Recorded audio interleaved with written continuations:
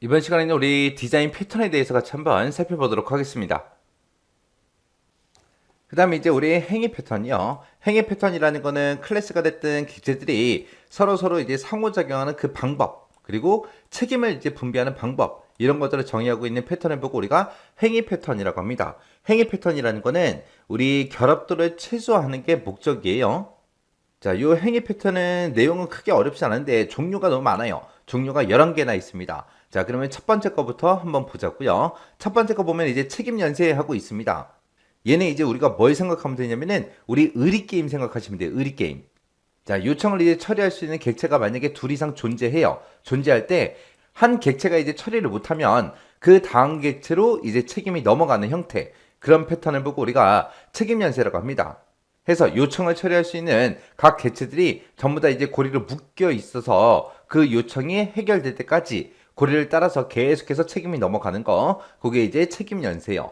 그 다음에 이제 커맨드다라고 하게 되면 커맨드라는 거는 요청을 이제 객체 형태로 이제 캡슐화를 해요. 캡슐화를 해서 이거를 이제 재이용하거나 아니면 취소할 수 있도록 그렇게 이제 요청에 필요한 그런 정보들을 저장하거나 로그에다 남기는 그런 패턴을 보고 우리가 커맨드라고 합니다. 그때 이제 요청에 사용되는 각종 명령어들 있죠? 그런 것들을 우리가 추상 클래스, 그리고 구체 클래스, 이렇게 두 가지로 이제 분리를 해서 단순화를 시킵니다. 그 다음에 이제 인터프리터요. 얘는 이제 우리 특정 언어에서 문법 표현을 정의하는 그런 패턴을 보고 우리가 인터프리터라고 해요. 쉽게 얘기하면 우리 한글로 따지면 맞춤법 검사다. 그렇게 이제 이해하시면 돼요. 그래서 얘는 이제 SQL이 됐든 통신 프로토콜이 됐든 그런 것들을 이제 개발할 때 우리 사용하는 게 인터프리터요. 그 다음에 이제 반복자예요. 반복자. 얘는 이제 자료 구조와 같이 접근이 잦은 그런 객체 있죠. 그런 객체에 대해서 동일한 인터페이스를 사용하도록 하는 그런 패턴을 보고 우리가 반복자라고 합니다. 해서 얘는 내부 표현 방법에 노출이 없어요. 노출 없이 그냥 순차적인 접근이 가능해요. 이게 이제 반복자. 그 다음에 이제 중재자다라고 하게 되면 중재자라는 거는 우리 객체들 보면 객체들이 엄청나게 많겠죠. 그 수많은 객체들 간에 서로 이제 상호작용을 하니까 객체들이 많으니까 그만큼 이제 상호작용도 복잡하겠죠. 그런 것들을 전부 다 이제 캡슐화를 시키는 거예요. 캡슐화를 시켜서 객체로 정의하는 그런 패턴을 보고 우리가 중재자라고 부릅니다. 그래서 얘는 이제 객체 사이에 의존성을 줄여서 결합도를 이제 감소시킬 수 있는 게 우리 중재자요. 그 다음에 이제 메멘토. 이 메멘토라는 거는 특정 시점에 객체 내부 상태를 객체화시켜요. 객체화시켜서 이후에 들어오는 그 요청에 따라서 객체를 해당 시점 상태로 되돌릴 수 있는 그런 기능을 제공하는 그런 패턴을 보고 얘기하는데 가장 대표적인 게 우리 컨트롤 Z요. 그 다음에 이제 옵서버라는 거는 뭘 생각하면 되냐면은 우리 친구한테 카톡을 보내면은 카톡 친구가 이제 읽었냐 안 읽었냐 그거를 이제 우리가 알 수 있잖아요. 상태를. 그게 이제 옵서버예요. 그래서 한 객체의 상태가 변화가 되면 그 객체에 상속되어 있는 다른 객체들한테 변화된 그 상태를 전달하는 패턴을 보고 우리가 옵서버라고 한다. 얘는 이제 1대다의 의존성을 정의하더라. 그 다음에 이제 상태요. 얘는 이제 객체 상태에 따라서 동일한 동작을 하더라도 다르게 처리해야 될 때 사용되는 그 패턴을 보고 얘기합니다. 내가 만약에 아침에 일어나서 이제 엄마한테 용돈을 좀 받을 거예요. 그때 이제 엄마 기분 상태를 봐야죠. 엄마가 기분 엄청나게 아침부터 나빠 있는데 거기다 이제 돈 달라 그러면 욕 엄청나게 먹겠죠. 근데 이제 엄마 기분이 되게 좋아요. 그러면 그냥 원래대로 그냥 하던 대로 용돈 좀 주세요 라고 얘기하면 기분 좋게 용돈을 받아 나올 수 있다고요. 해서 객체의 상태에 따라서 동일한 동작을 다르게 처리할 때 그때 이제 사용하는 패턴이다. 그때 이제 객체 상태를 뭘 한다? 캡슐화를 한다. 캡슐화를 하고 이를 참조하는 방식으로 처리가 되는 게 우리 상태입니다. 그 다음에 이제 전략이라는 거예요. 전략이라는 거는 동일한 그 계열의 알고리즘들이 있죠. 그런 알고리즘들을 개별적으로 전부 다 캡슐화를 해요. 캡슐화를 해서 상호 교환할 수 있게 정의해주는 그런 패턴을 보고 우리가 전략이라고 하는데 얘는 이제 클라이언트는 독립적으로 원하는 그 알고리즘을 선택해서 사용할 수 있겠죠. 그때 내가 알고리즘을 변경하겠다라고 했을 때 클라이언트에 영향이 있어요, 없어? 없죠. 그래서 클라이언트에 영향 없이 우리가 알고리즘이 변경 가능한 게 우리 전략이라는 거예요. 그 다음에 이제 템플릿 메소드요. 얘는 이제 상위 클래스에서는 골격을 정의하고 하이 클래스에서는 이제 세부 처리를 구체화하는 그런 구조의 패턴을 보고 우리가 템플릿 메소드라고 합니다. 그래서 얘는 유사한 그 서브 클래스를 묶어서 공통된 그 내용을 상위 클래스에서 정의를 해요. 정의를 해서 코드의 양을 줄이고 유지 보수를 용이하게 해주는 게 우리 템플릿 메소드요. 이 템플릿 메소드랑 비슷한 게 있어요. 우리가 앞에서 봤던 거. 요거 기억나세요? 얘가 이제 우리 생성 패턴에 들어있는 팩토리 메소드였죠. 그래서 유사한 서브 클래스들을 전부 다 묶어서 공통된 내용을 상위 클래스에 정의를 해요. 정의를 해서 코드의 양을 줄이고 유지 보수를 용이하게 해주는 게 우리 템플릿 메소드요. 그래서 템플릿 메소드랑 팩토리 메소드랑 유사한 개념이다. 그렇게 이제 기억하시면 돼요. 그 다음에 이제 방문자요.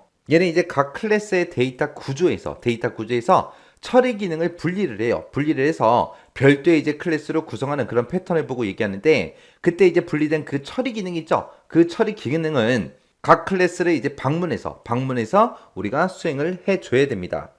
그래서 이 방문자라는 거는 데이터 구조랑 기능을 서로 분리한 그 형태다. 그렇게 이제 기억하시면 돼요. 그래서 이렇게 11개가 이제 우리 행위 패턴이요. 행위 패턴은 뭐 하는 거다? 클래스나 개체들.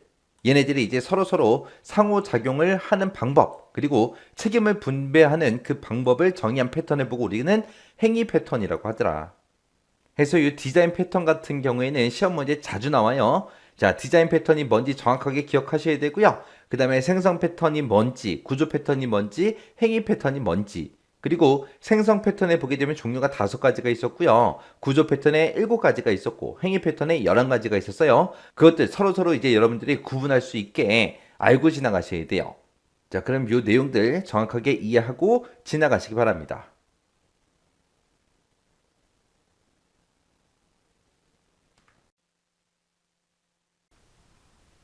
이번 시간에는 우리 2021년 2회 정보처리 기사 실기 기출문제를 같이 한번 풀어보도록 하겠습니다. 문제 13번이요. 자, 문제 13번은 지금 디자인 패턴에 대해서 이제 나왔습니다. 디자인 패턴에 관련된 다음 설명에서 괄호 안에 들어갈 그 알맞은 답을 써라. 그렇게 이제 나왔습니다. 자, 디자인 패턴이라는 거는 모듈 간의 관계 및 인터페이스를 설계할 때 참조할 수 있는 전형적인 그런 해결 방식, 예제를 이제 의미한다. 그 중에서 땡땡 패턴은 클래스나 이제 객체들이 서로 상호작용하는 그 방법이나 책임 분배 방법을 정의하는 그런 패턴이래요. 여기에는 이제 인터프리터다, 옵서버다, 커맨드다 해서 이런 것들이 이제 그 예에 해당한다. 그렇게 이제 써져 있습니다. 이런 패턴을 보고 우리는 이제 행위 패턴, 그렇게 이제 부르는 거죠. 그래서 정답을 적을 때 행위라고 이렇게 써도 되고요. 지금처럼 이렇게 이제 영어로 써도 됩니다. 그래서 이 둘 중에 이제 하나만 쓰면 돼요. 그때 이제 우리 디자인 패턴에 보게 되면 행위 패턴만 있는 게 아니라 생성 패턴이라는 것도 있고 구조 패턴도 있고 그런 것들이 있습니다. 우리 생성 패턴이라는 거는 클래스나 이제 객체의 생성과 참조 과정을 정의하는 그런 패턴을 보고 우리가 생성 패턴 그렇게 이제 부르는 거고, 구조 패턴이다 라고 하게 되면 구조 패턴이라는 거는 복잡한 시스템을 개발하기 쉽게 클래스가 됐든 객체들을 조합해서 더 큰 구조를 이제 만드는 그런 패턴을 보고 우리가 구조 패턴이라고 했습니다. 그래서 이 디자인 패턴 같은 경우는 이제 필기 시험에도 자주 출제가 되고 있는 그런 내용이기 때문에 여러분들이 크게 어렵진 않았을 거예요. 근데 아직까지 나는 이제 디자인 패턴이 잘 뭔지 모르겠습니다. 그러면 이 문제를 통해서 디자인 패턴 한 번 더 다시 정리하고 지나가시기 바랍니다.